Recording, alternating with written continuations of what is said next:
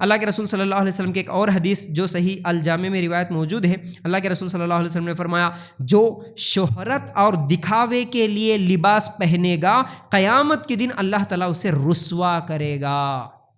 دیکھو لباس کے تعلق سے بھی آیا کیا، لباس تم جو پہنتے، کپڑے پہنتے لیکن کس کے لیے پہنے؟ شہرت کے لیے، دکھاوے کے لیے، میرے کپڑوں کو دیکھ کر لوگ میری واہ واہ کرے، میری عزت کرے، میرے کپڑوں کی وجہ سے آ کے لوگ مجھے سلام کرے، اس طرح لوگوں کے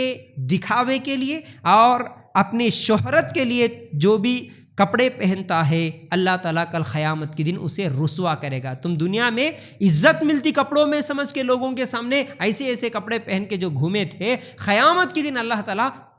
رسوا کرے گا۔ لیکن یہاں ٹھہر کے آگے میں اور ایک دو حدیثیں سناؤں گا، وہ بھی اچھی طرح سنو تاکہ یہ حدیث بھی اس وقت آپ کو اچھی طرح سمجھ میں آ جائے، ٹھیک ہے؟ اچھا، اس کے بعد پوری حدیثیں ایک ساتھ رکھ رہا ہوں میں۔ اللہ کے رسول صلی اللہ علیہ وسلم نے فرمایا کل قیامت کے دن اللہ تعالیٰ نہ تمہارے شکل دیکھتا ہے نہ تمہارے مال، بلکہ اللہ تعالیٰ تمہارے اعمال دیکھتا ہے اور تمہارے دلوں کو دیکھتا ہے، یعنی تمہاری نیت کیسی ہے اللہ دیکھتا، تم کس نیت سے کون سا عمل کرے، کس نیت سے کپڑے پہن کے نکلے، کس نیت سے گھر بنائے، کس نیت سے گاڑیاں خریدے، کس نیت سے صدقہ کرے، ہر چیز میں اللہ تعالیٰ تمہاری نیت دیکھتا اور تمہارا عمل دیکھتا، عمل کیسا کر رہے۔ اللہ تعالیٰ تمہارے شکلوں کو نہیں دیکھتا اور نہ اللہ تعالیٰ تمہارے لباس دیکھتا ہے، تمہارے کپڑوں کو بھی اللہ تعالیٰ نہیں دیکھتا، اس چیز کو اچھی طرح یاد رکھنا، اور نہ تمہارے مال دیکھتا ہے، تم کتنے کروڑ پتی ہے، کتنا کما کے گئے، کتنا جمع کے گئے، اللہ یہ نہیں دیکھتا، ٹھیک ہے؟ تمہارے دل اور تمہارے اعمال کو اللہ تعالیٰ دیکھتا ہے۔ اس کے بعد اللہ کے رسول صلی اللہ علیہ وسلم نے فرمایا صحیح مسلم کی، یہ بھی صحیح مسلم کی روایت، اب میں جو پڑھ رہا ہوں وہ بھی صحیح مسلم کی روایت، حدیث کا مفہوم یہ ہے تو دوسروں سے بے نیاز ہو جا، اللہ تجھے غنی کر دے گا۔ مطلب دوسروں کے پاس کیا ہے ان چیزوں سے تو یعنی بے نیاز ہو جا، مطلب اس کی پرواہ مت کر، ارے انہوں گھر بن لیے کتے، انہوں سونا خرید لیے کتے، انہوں گاڑیاں خریدے کتے، انہوں ایسا کتے، نہیں، دوسروں کے بارے میں سوچنا بند کرو، تمہارے پاس جو ہے اس چیز کے بارے میں الحمدللہ بولو، اللہ تعالیٰ تمہارے دل کو غنی کر دے گا، دل میں ایک سکون آ جاتا، ایک چین کی زندگی گزرتی، ورنہ ان کے پاس یہ ہے، ان کے پاس یہ ہے، تم لوگوں کے بارے میں سوچیں گے تو پھر بے سکونی کی زندگی گزار سکتی۔ اس لیے اللہ کے رسول صلی اللہ علیہ وسلم نے فرمایا دوسروں سے بے نیاز ہو جاؤ، اللہ تعالیٰ تمہارے دل کو غنی کر دے گا۔ اسی لیے ہم دیکھتے ہیں کروڑوں کا مال ہے سو آدمی بھی چین و سکون کی زندگی نہیں گزارتا، بغیر گولی کھائے اس کو نیند نہیں آتی، بغیر شراب پیے اس کو نیند نہیں آتی، ہمیشہ ٹینشن میں رہتا، صحیح کھانا بھی نہیں کھا سکتا۔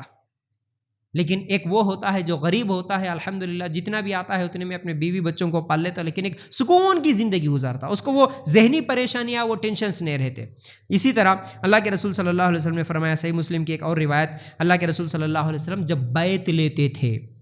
بیعت لینے کا مطلب جب کوئی اسلام قبول کرنے کے لیے آتا اللہ کے رسول صلی اللہ علیہ وسلم کے پاس، اللہ تعالیٰ اس کے ہاتھ میں ہاتھ ملا کے، یا عورتیں ہیں تو ان سے دور سے کچھ کنڈیشنز پہ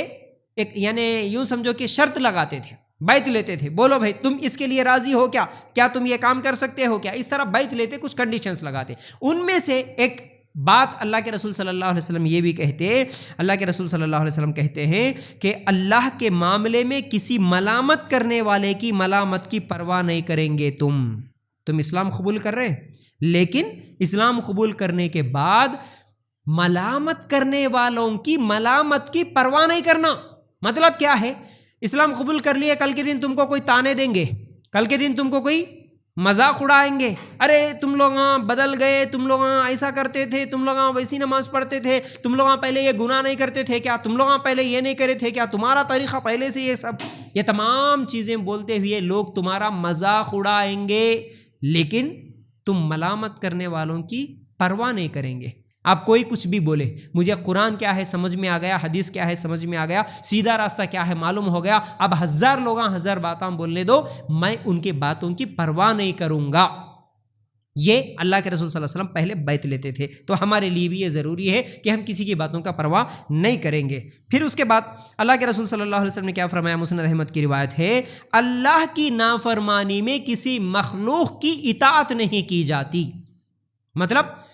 کسی آدمی کی بات آپ نہیں سن سکتے، اس کی بات نہیں مان سکتے، کب؟ جس بات میں اللہ کی نافرمانی ہو رہی ہو، چاہے وہ تمہاری ماں ہو، تمہارا باپ ہو، تمہارا تایا ہو، چاچا ہو، رشتہ دار ہو، پڑوسی ہو، کوئی بھی ہو، اللہ کی نافرمانی کرتے ہوئے مخلوق کی فرما برداری نہیں کی جا سکتی۔ اللہ تعالیٰ ایک حکم دے دیا، مثال کے طور پر پردے کا حکم اللہ دیا، شوہر بول رہا بے پردہ گھومنا، نہیں سن سکتے اس کی بات۔ اللہ تعالیٰ بول دیا شرک نہیں کرنا، سسرال والے بول رہے درگاہ کے پاس جھکنا، نہیں مان سکتے بات، چاہے وہ ماں ہی کیوں نہ ہو، باپ ہی کیوں نہ ہو۔ اللہ کی نافرمانی کرتے ہوئے کسی بھی انسان کی فرما برداری نہیں کی جاتی، اس چیز کو بھی ذہن میں رکھ لو۔ پھر اس کے بعد ایک آخری حدیث سنا کے انشاءاللہ آج کے اصل موضوع کی طرف پھر آپ لوگوں کو لے کے جاتا ہوں۔ اس میں سے ایک حدیث یہ ہے، صحیح الجامع میں روایت موجود ہے، اللہ کے رسول صلی اللہ علیہ وسلم نے فرمایا اس وقت تک کوئی شخص مومن نہیں ہو سکتا جب تک کہ اس کے خواہشات میری لائی ہوئی شریعت کے مطابق نہ ہو۔ مطلب کوئی آدمی تم میں سے سچا مسلمان ہو ہی نہیں سکتا جب تک کہ تمہارے تمام خواہشات میرے لائے ہوئے شریعت کے مطابق نہ ہو۔ تمہاری خواہش اسلام کے تابع ہونا، تمہاری خواہش اللہ کے رسول کے طریقے کے، اللہ کے بتائے ہوئے طریقے کے تابع ہونا، تمہاری خواہش اللہ اور اس کے رسول کے طریقے سے بڑھ کر نہیں ہونا۔ اللہ کا حکم آ گیا، اللہ کے رسول کا حکم آ گیا، میری خواہش وہاں پر کچل دینا۔ میری خواہش بڑی نہیں، اللہ اور اس کے رسول کا حکم بڑا ہے، شریعت بڑی ہے، دین بڑا ہے، یہ ہمارے دل میں خیال رہنا، ورنہ ہم خواہشوں کو بڑا سمجھیں گے اور شریعت کو چھوڑ دیں گے خواہشات کے پیچھے، تو پھر ایسا آدمی سچا مسلمان نہیں ہو سکتا، بولے اللہ کے رسول صلی اللہ علیہ وسلم۔